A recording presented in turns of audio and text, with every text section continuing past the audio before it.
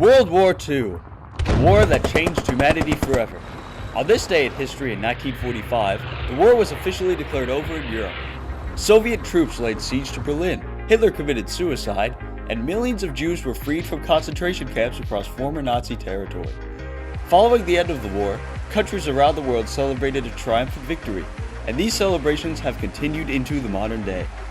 In World War II in Europe, you've got a big push to basically try to bring a surrender by the Italians and then eventually the Germans. And the thing I think that gets a lot of attention is after the Allies successfully defeated Italy, you had this big question about what do you do to try to push a German surrender. So you look into trying to make the Soviets move toward Berlin from the east, and then also the Allies to help out the French and eventually push toward Berlin from the west.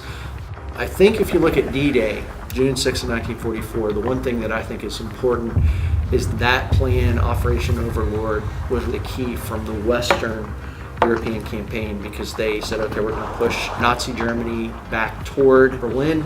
Many countries around the world celebrate the end of World War II in Europe.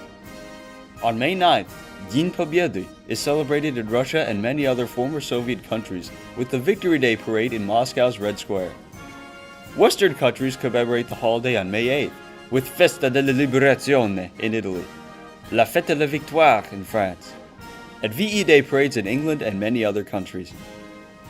America does not have a celebration for the end of World War II, although many people take the time to remember D-Day on June 6th and honor the sacrifice so many Americans made 72 years ago.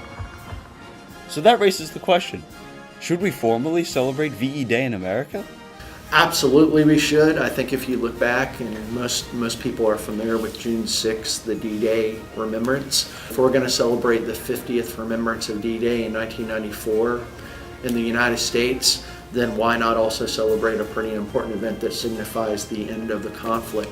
Why not have a celebration of something that brought people together for something that they all wanted to participate in and help the world to overcome a pretty big issue. So with that, Franklin Academy, be sure to go out and thank World War II veterans for the honorable contributions they made to their country.